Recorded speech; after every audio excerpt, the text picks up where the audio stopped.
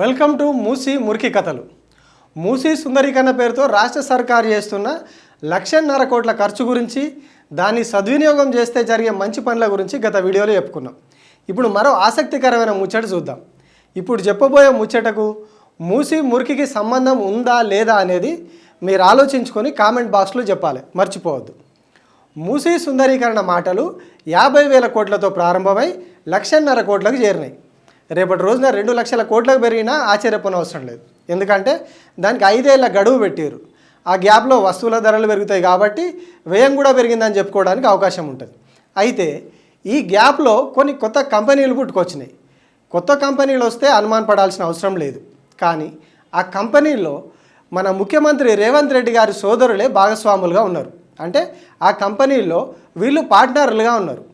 కొద్ది రోజుల కిందట అర్బన్ ఇన్ఫ్రా అనే ఒక కొత్త కంపెనీ పుట్టుకొస్తుంది. అందులో సీఎం రేవంత్ రెడ్డి అన్న తిరుపతి రెడ్డి పార్ట్నర్గా ఉంటారు. ఇందులో ఉన్న మరో వ్యక్తి చాడ వెంకటేశ్వర్లు. అతనికి ఇప్పటికే చాలా కంపెనీలు ఉన్నాయి. All reach constructions, Saveri backwater projects, Sri Alivelu Venkateswara land limited వంటి కంపెనీల్లో ఆయన డైరెక్టర్గా ఉన్నారు.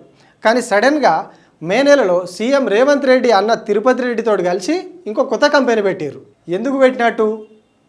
ఖచ్చితంగా కుచ్తో గడబడ్ హై. ఇక మరో అన్న కథ.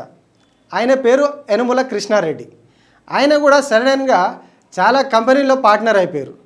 Urban infra, R9 properties, R9 constructions, వీటన్నిట్లలో ఈ కృష్ణారెడ్డి పార్ట్నర్ అయ్యిండు. అర్బన్ ఇన్ఫ్రా కంపెనీ మే 30వ తేదీ నాడు ప్రారంభించారు ఇదే ఏడాది. R9 ప్రాపర్టీస్ కంపెనీ ఏప్రిల్ 29 నాడు ప్రారంభించారు. R9 కన్స్ట్రక్షన్స్ని ఏప్రిల్ 5వ తేదీ నాడు ప్రారంభించారు. R9 ప్రాపర్టీస్ని మార్చి 20 నాడు ప్రారంభించారు. అదేంటి అంత సడన్గా అన్ని కంపెనీలు ప్రారంభమైనాయి? అందులో సీఎం అన్న కూడా పార్ట్నర్గా ఉన్నాడు. ప్లీజ్ ఇట్లాంటి ప్రశ్నలు అడగొద్దు. కానీ ఈ పరిణామాలన్నింటినీ పరిశీలిస్తే ఒక అనుమానం అయితే కలుగుతున్నది. మూసీ నదిని సుందరీకరిస్తామని ప్రభుత్వంలోకి రాగానే రేవంత్ రెడ్డి చెప్తారు. పార్లమెంట్ ఎన్నికల టైంలో 50,000 కోట్లని దాని బడ్జెట్ చెప్తాడు. 1-2 నెలలలోనే దాన్ని 70,000 కోట్లకు తీసుకుపోతారు మన మంత్రి జూపల్లి గారు. ఇప్పుడు స్వయంగా ముఖ్యమంత్రి గారు చెప్పిన లెక్క 150,000 కోట్లు. దానికి నిధులు ఇవ్వాలని చెప్పి నిన్న పోయి కేంద్ర మంత్రులను కూడా కలిసిరు. రివర్ ఫ్రంట్ డెవలప్మెంట్ కోసం 4,000 కోట్లు, ఉస్మాన్ సాగర్, హిమాయత్ సాగర్లను నింపడానికి ఇంకొక 6,000 కోట్లు కావాలని అడిగారు. మోడీ సర్కారు గంగా నదిని ఎలా అయితే శుద్ధి చేసిందో అదే రకంగా మూసీని శుద్ధి చేస్తామని చెప్పి డబ్బులు అడిగినరట.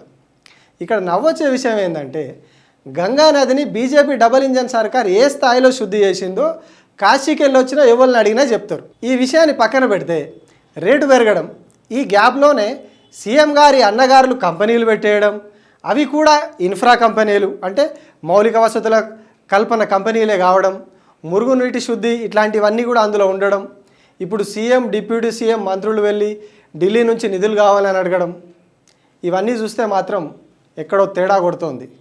దాల్ మే ఖచ్చితంగా కుచ్తో కాలా హై.